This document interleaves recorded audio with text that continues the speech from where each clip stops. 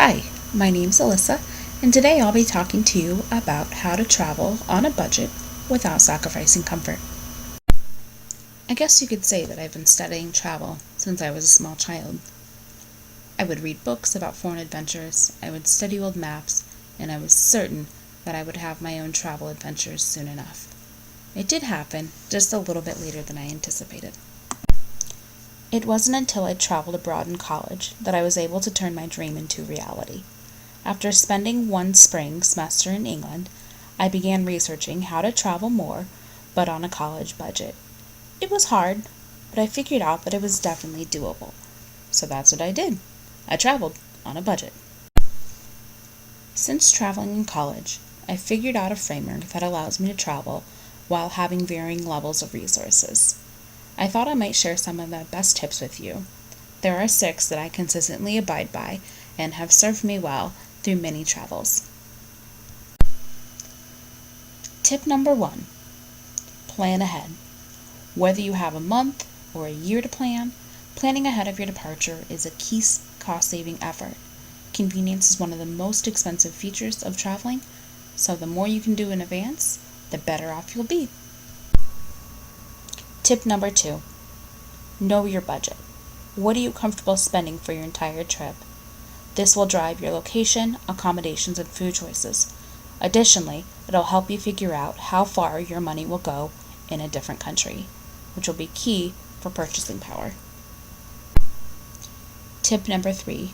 Don't be afraid to shop around. Flights are always going to be a huge chunk of any budget, but if you have some flexibility on times and dates, you'd be surprised how much you can save.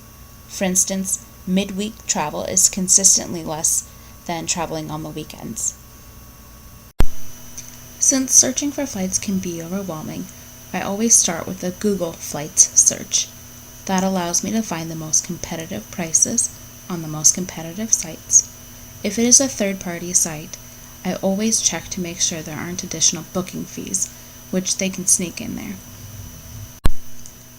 The least expensive flights may also have features that are less than desirable.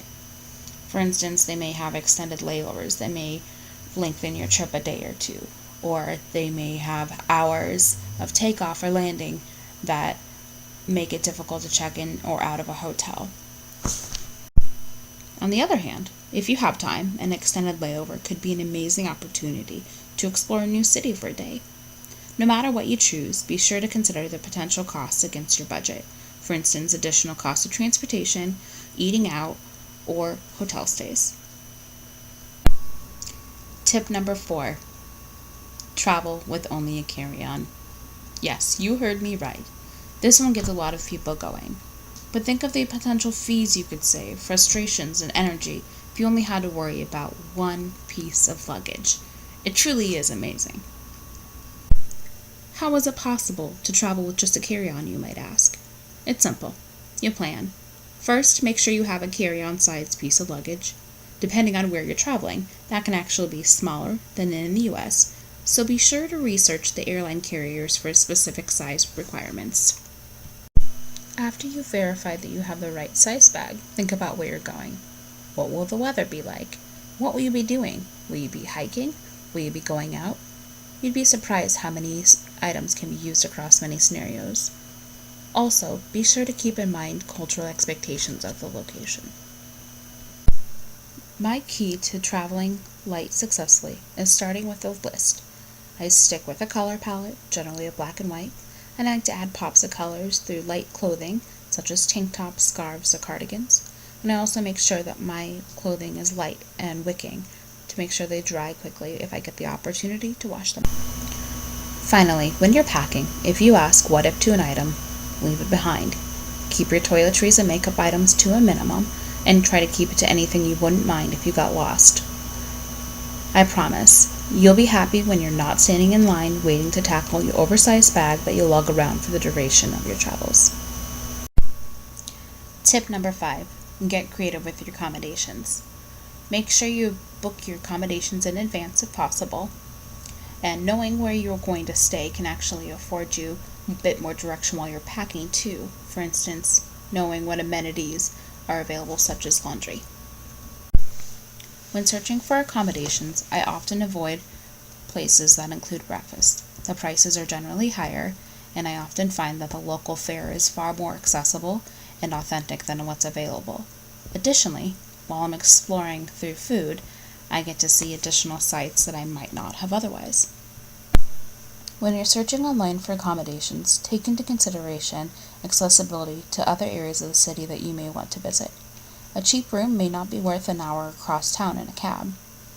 Additionally, keep in mind the experience you want to have when you're booking your accommodations. What do you want to be around? What don't you want to be around?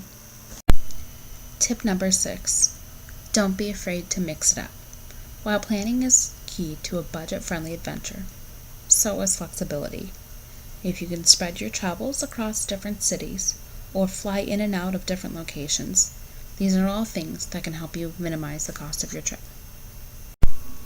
By being flexible when you travel, you may be able to discover parts of a city, town, or country you may not have otherwise. Don't be afraid to ask locals where to eat, what to do, or how to get there. With a lot of planning and an open mind, you'll be sure to maximize your travel experience. Alright, so my 6 quick tips. Plan ahead, know your budget, don't be afraid to shop around, use a carry-on only, be creative with your accommodations, be flexible with an open mind.